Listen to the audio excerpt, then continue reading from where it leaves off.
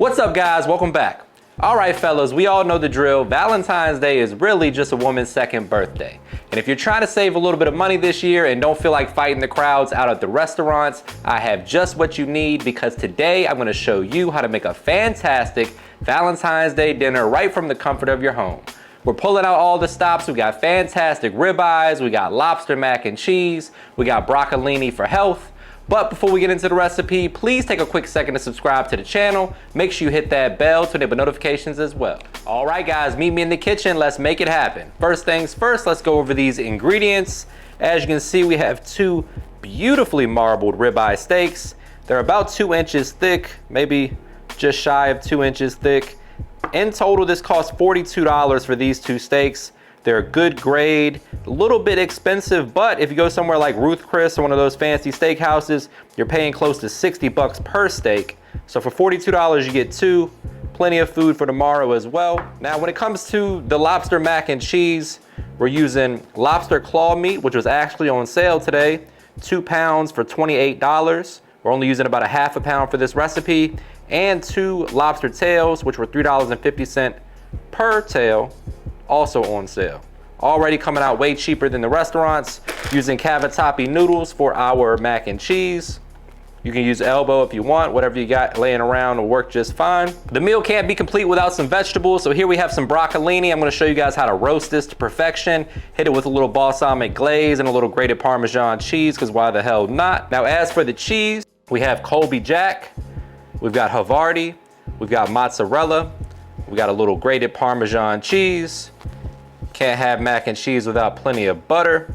We're also gonna use some heavy cream and half, and a little bit of sour cream. All right, guys, so for your first pro tip, it's important to salt your steak prior to cooking it.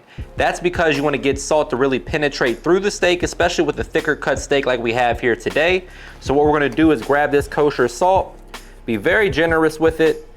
This is about 2.5 pounds of steak in total, so you wanna season it like it's got some weight to it, because it does. And I like to do this at least an hour before we cook, because what happens is you'll notice after about 15 minutes or so, some moisture will begin to pool at the top of the steak, and then the meat will reabsorb that moisture, taking the salt into the meat with it. And that's gonna give flavor all the way throughout your steak. If all you do is season the exterior of the steak, you're gonna have some delicious crust, but inside, it's gonna be a little bit bland. So heavily salt it. It's Valentine's Day. Don't give me too much flack in the comments about the salt. Just trust me. Heavily salt it, set it aside. Again, 30 minutes to an hour before it's time to cook. All right, guys, so for the lobster tail, real simple preparation here. I wanna leave these tails intact because we're gonna use it for presentation purposes. So what I'm gonna do here is take some scissors, cut down the back of the lobster shell, but you wanna stop right before you get to the actual tail, like you see right here. And then what I'm gonna do is take a nice sharp knife and cut that tail piece right off. And we're gonna use that almost like a garnish. So to set that aside, you know, this is your recipe. I'm not gonna be mad at that. So 2 lobster tails, set them aside. We'll be using them to make it look nice and pretty. You just take your knife, press down. We're gonna take the meat out of the shell. You can save these shells to make a nice seafood stock. That's another lesson for another day. We're gonna pull out the lobster meat for our lobster mac and cheese. Plenty of lobster meat in this. Unlike when you go to a restaurant and they charge you $35 for lobster mac and cheese, and they just throw that one little 1 ounce piece of lobster on top of some bland mac and cheese with some breadcrumbs. You guys know what I'm talking about. So I'm gonna take a knife and just cut these into bite-sized pieces. We'll saute the lobster before we start our cheese sauce to really infuse that seafood flavor into the sauce. It's time for the fun part. We've got 3 tablespoons of butter melted in our skillet. To that, we're gonna add the uncooked lobster tail. The other lobster meat is already cooked, so no need to do much with that.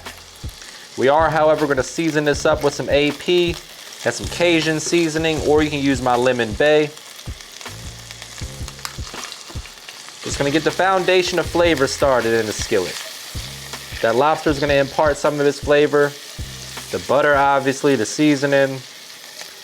We wanna partially cook this lobster. Then we're gonna toss in the other lobster meat as well. That everything gets coated in that butter and seasoning. And obviously the lobster will finish cooking in the oven as well. So to give everything a mix, your house is gonna be smelling good. Few things are better in the world than lobster and butter. Once the lobster is partially cooked, we're gonna take a slotted spoon and just remove that lobster meat until later when we're gonna add it to the sauce that's gonna go in the mac and cheese. So at this point, you wanna reduce the heat to low, and then we're going in with our shallot. Now, if you can't find a shallot, you can use an onion. We're gonna give that a head start and then go in with our garlic. So as you guys can see, I added a little bit more butter, because why the hell not? We're here for a good time, not a long time. And you have a young lady to impress today. Fellas, hopefully there's some fellas watching and cooking, not making the ladies do all the work. We're gonna work that in. The next thing to join the party is this lobster base. If you can't find this, you use vegetable base in place of it or garlic base. About a teaspoon of that. You don't wanna go too crazy because it is pretty salty. So we're gonna go light on the rest of our seasoning for the most part. We're just gonna work that in. And then we're gonna make our roux by adding a couple tablespoons of all-purpose flour. Quick reminder, guys, that all the specific measurements and ingredients for this recipe can be found in the description box below, so don't forget to check that out.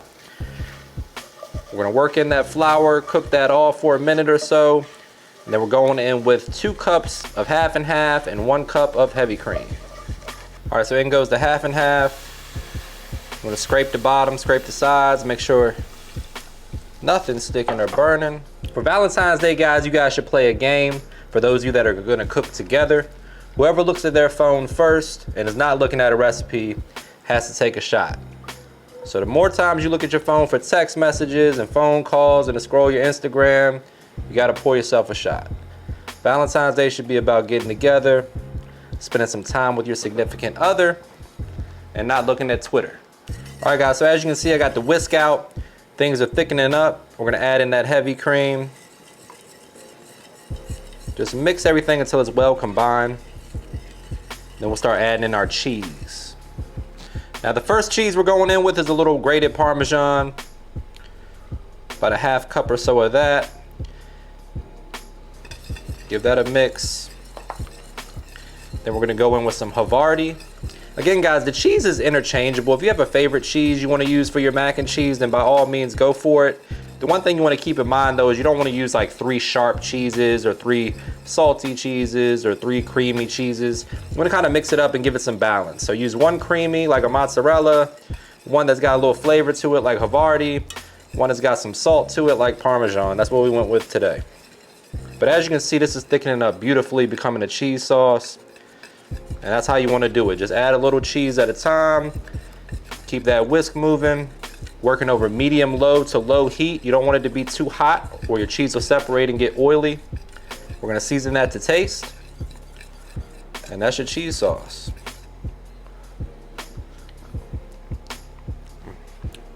A little bit of AP don't hurt. I'm gonna add just a little bit more cheese to the party and then we'll be ready to go.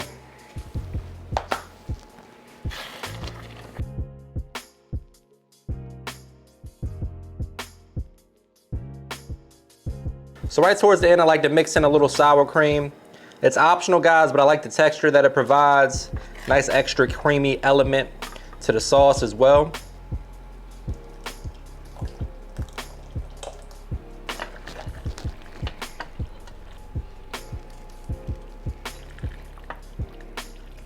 Now right before we add the lobster, I'm gonna add a little bit more shredded cheese just to assist in the cheese pool department. Give that a mix.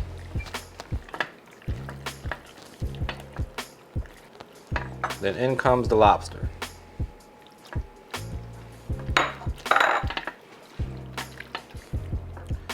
Now as you can see, there is a tremendous amount of lobster embedded in that lobster mac and cheese.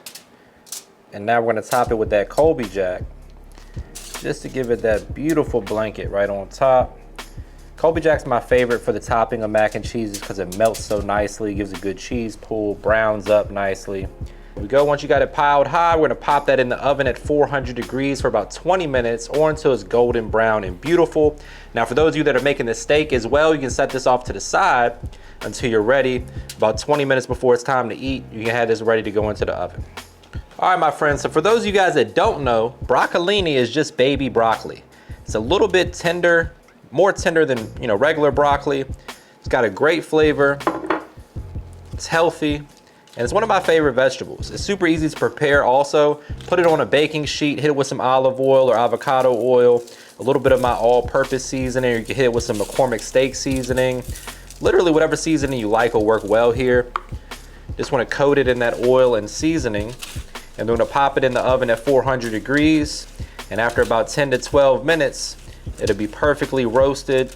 We can top it with some balsamic reduction or a balsamic glaze, a little Parmesan cheese for some razzle dazzle. And you have yourself a perfect vegetable side for any dinner or meal prep.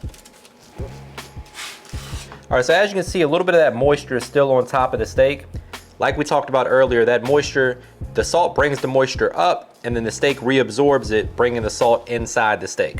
So what we want to do is kind of dry off any excess moisture, because the drier your steak is on the exterior, the better the crust is going to be. So it's done. The salt has done its job at this point. We're just going to go ahead and dry off any excess. Then we're going to season it with my AP seasoning, which is low in sodium. Just a light coat of AP. It's got some onion powder, some garlic, some black pepper, all the good stuff.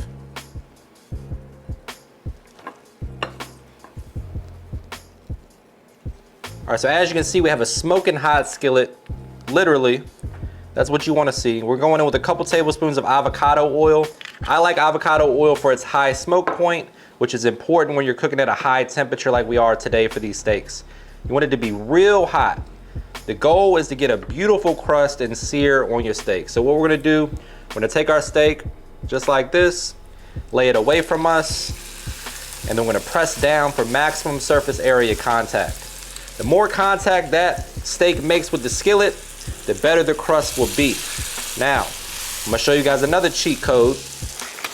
If you have a second skillet, like this one right here, we're gonna place this on top of the steaks to force it to make contact with the skillet. So press down and just leave it just like that. So after about 3 or 4 minutes, you should have a beautiful sear just like so.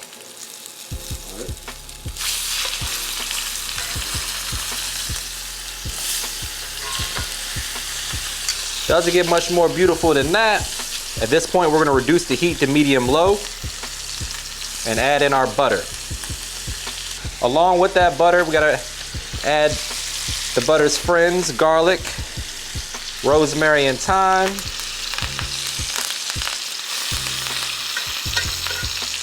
And just let that butter melt and those herbs and garlic infuse its flavor into the butter. Tilt the skillet towards you, take your spoon, and just baste that steak in that garlic and herb butter.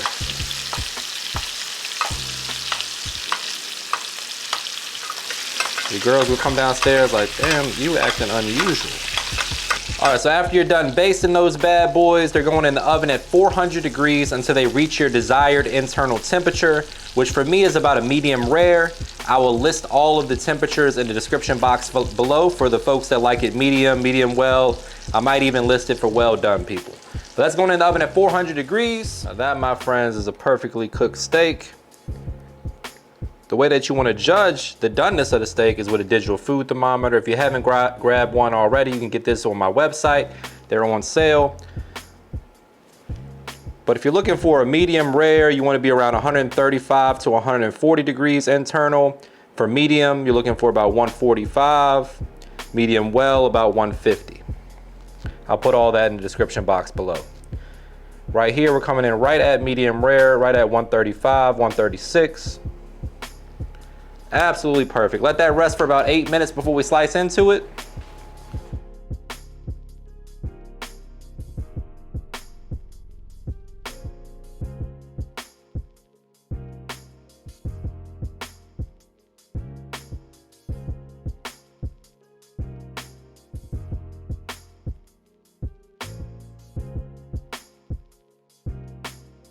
All right, guys, time for the real moment of truth. We're gonna carve into this steak. If you don't have a good chef knife, I know a guy. You can grab one via the link in my description box. Let's see what we got. Cutting like butter. Beautifully done.